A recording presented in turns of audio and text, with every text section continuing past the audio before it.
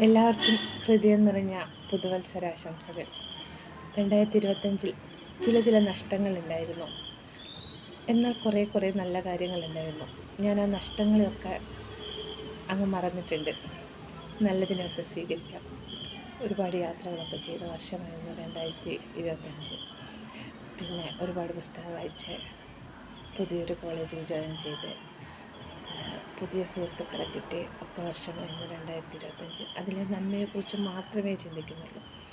2025 നഷ്ടങ്ങളെല്ലാം ആ നന്മകൾ ഉണ്ടാകാൻ വേണ്ടിയിട്ടായിരിക്കാമെന്ന് ഞാൻ വിശ്വസിക്കുന്നുണ്ട്. നമ്മുടെ ജീവിത നാടകം ചിലപ്പം എഴുതി വെച്ചതായിരിക്കും. അതിൽ നമ്മൾ കഥാപാത്രങ്ങളായിട്ട് മാറിയല്ലേ പറ്റൂ. ചില നഷ്ടങ്ങളുണ്ടാവുന്ന കാലഘട്ടങ്ങളിലൂടെയും നമ്മൾ കടന്നു പോയല്ലേ പറ്റും.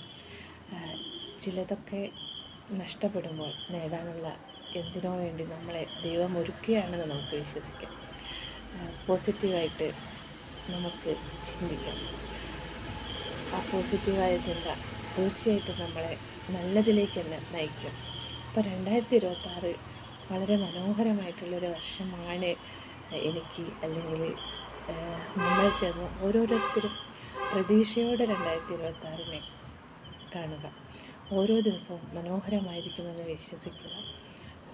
അതിനുവേണ്ടി പ്രാർത്ഥിക്കുകയും ചെയ്യുക.